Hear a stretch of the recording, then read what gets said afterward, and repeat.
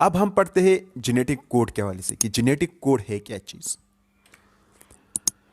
The genetic code showed that DNA based sequences corresponds to amino acid sequences of the polypeptide specified by the gene। Genetic code का मतलब ये हुआ कि DNA के जो nucleotide होते हैं या उसके जो बेस सीक्वेंसेस होते हैं उसमें ख़ास किस्म के इंफॉर्मेशन स्टोर होते हैं जो कि अमीनो एसिड को कोड करने में हेल्प करते हैं। और वो जो सीक्वेंसेस पाए जाते हैं डीएनए में वो जीन्स कहलाते हैं और फिर वही जीन्स आपके पास पॉलीपेप्टाइड के सिंथेसिस में हेल्प करता है। लेकिन डायरेक्ट पॉलीपेप्टाइड नहीं बनेगा। सबसे पहले क्या बनेगा, जैसे कि मैंने आपको बोला ट्रांसक्रिप्शन का प्रोसेस होगा यानी मैसेंजर आरएनए बनेगा। उसके बाद फिर आपके पास क्या बनेगा, प्रोटीन। ट्रांसक्रिप्शन में ना सिर्फ आपके पास मैसेंजर आरएनए बनता है बल्कि ट्रांसक्रिप्शन में आपके पास बहुत से आरएनए के टाइप्स बनते हैं, जैसे कि 16S आरएनए, आपके पास राइबोसोमल आरएनए, आपके पास ट्रांसफर आरएनए और इसी तरह मैसेंजर आरएनए। ये तमाम तर चीज़ें बनते हैं, ठीक है। अच्छा जी, इसके अलावा only 20 amino acid normally are present in the proteins. There must be at least 20 different code words in the DNA.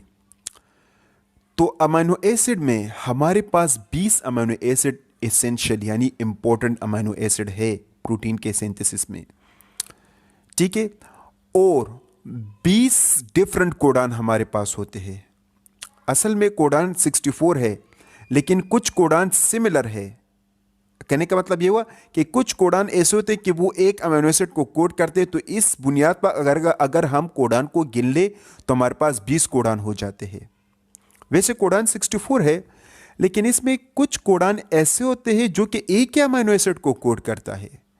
तो इस किस्म के कोडान को हम कहते हैं डिजेनेरेसी ऑफ कोडान, और इस किस्म के कोडान को फिर हम नहीं गिनते।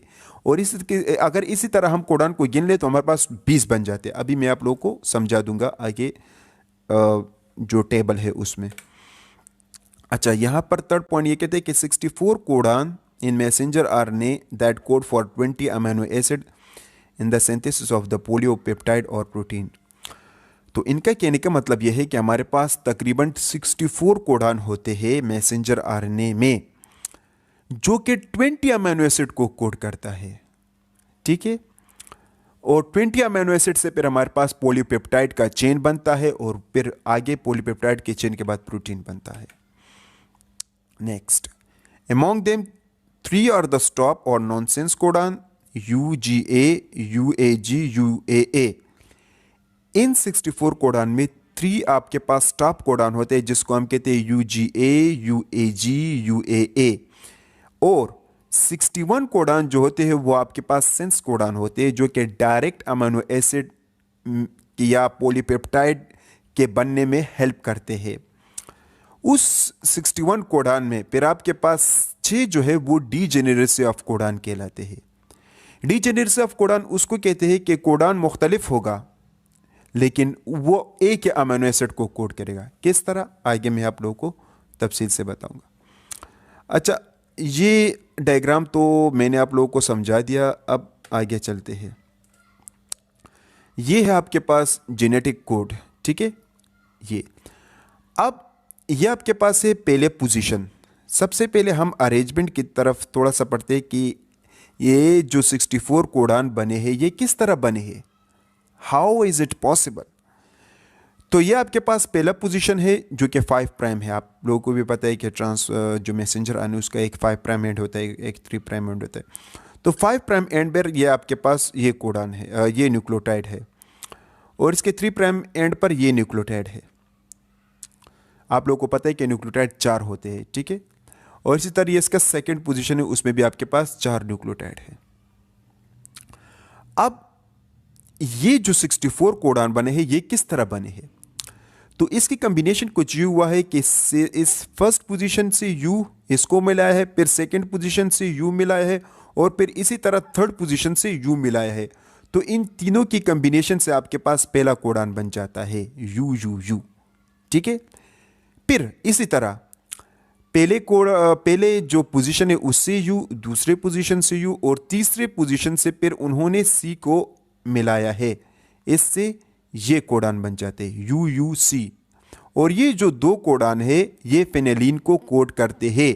तो ये पहला डीजेनेरेसी ऑफ कोडान। पहला देखो हमारे पास दो कोडान है लेकिन उसने एक ही अमीनो एसिड को कोड किया है। ये आपके पास हुआ पहला कोडान, ठीक है, जिसने एक ही अमीनो एसिड को कोड किया है। यानी दो कोडान है लेकिन उसने एक ही अमीनो एसिड को कोड किया है। अब ये आपके पास एक अमीनो एसिड और ये आपके पास एक डीजेनेरेसी ऑफ कोडान।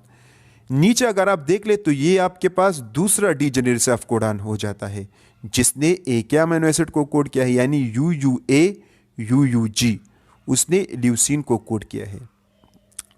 तो UUA और UUG ये किस तरह बना है? ये भी बिल्कुल इसी तरह बना है कि ये पहला U, ये फिर दूसरे पोजीशन का दूसरा U और फिर ये तीसरे पोजीशन का A, ये मिलकर UUA बनाते हैं। ये चौथा किस तरह बना है कोडान? पहले पोजीशन का U, दूसरे पोजीशन का U और तीसरे पोजीशन का G, तो ये बन गया UUG। ठीक है, इसी तरह ये तमाम तर कोडान की अरेंजमेंट कुछ यू हुई है और ये जब इसी तरह ये बनते रहते हैं तो ये आपके पास 64 कोडान बन जाते हैं। ठीक है, नीचे अगर आप देख ले नीचे तो ये आपके पास तीसरा डीजेनेरेसी ऑफ कोडान होगा क्योंकि इन चार जो कोडान है इसने भी ल्यूसीन को कोड किया है और इसी तरह आपके पास दो अमीनो एसिड हो गए। इसी तरह अगर आप ये नीचे तीन कोडान देख ले तो ये भी डीजेनेरेसी ऑफ कोडान है। तो कुल मिलाकर आपके पास कितने हो गए? 1 2 3 4 हो गए। ठीक है, अब ये जो कोडान है ये AUG, ये सबसे फर्स्ट कोडान है और इसको हम कहते हैं स्टार्ट कोडान। और ये किसको कोड करते हैं? मेथ्योनिन को। ठीक है, तो ये याद रखिएगा कि फर्स्ट कोडान हमारे पास जो मैसेंजर RNA में होता है जिससे ट्रांसलेशन स्टार्ट होता है उसको हम कहते हैं स्टार्ट कोडान और वो आपके पास AUG है और वो किसको कोड करेगा? मेथ्योनिन को। ठीक है, नीचे देख, अब ये आपके पास एक और डीजेनेरेसी ऑफ कोडान आ गया और ये जो है एक ही अमीनो एसिड को कोड करते हैं, वो आपके पास विलीन हो गया। तो 1 2 3 4 5। ठीक है, अब ये आप देख ले ये आपके पास एक और डीजेनेरेसी ऑफ कोडान आ गया। तो इन्होंने किसको कोड किया है? सीरीन को। ठीक है, इसी तरह ये एक और आ गया प्रोलीन को। इसी तरह ये एक और डीजेनेरेसी ऑफ कोडान थ्यूरीन को, ये एक और एलानिन को। इसी तरह ये आपके पास जो है UAC UAU UAC, इसने टायरोसिन को कोड किया है। अब हमारे पास कुछ ऐसे कोडान होते हैं जिसको हम कहते हैं स्टॉप कोडान, जहां पर राइबोसोम स्टॉप हो जाता है और प्रोटीन की सिंथेसिस भी स्टॉप होता है, तो वो कहलाता है UAA UAG, ये सबसे आखिर में पाए जाते हैं। ठीक है, तो इसको हम स्टॉप कोडान कहते हैं। एक कोडान ये भी है स्टॉप कोडान UGA, ये भी स्टॉप कोडान कहलाता है। ठीक है, इसी तरह आप ये भी देख ले हिस्टडीन है, ये इसी तरह ये दूसरे जो डीजेनेरेसी ऑफ कोडान है ये ग्लूसिन को कोड करते हैं। इसी तरह स्प्रोटीन है, लाइसिन है, ये होगा ये होगा। ठीक है, तो टोटल हमारे पास अगर आप अमीनो एसिड को गिन ले तो 20 अमीनो एसिड है। इसमें कुछ अमीनो एसिड दोबारा रिपीट हो चुके हैं, तो डिफरेंट हमारे पास 20 अमीनो एसिड है और डिफरेंट कोडान हमारे पास 64 है।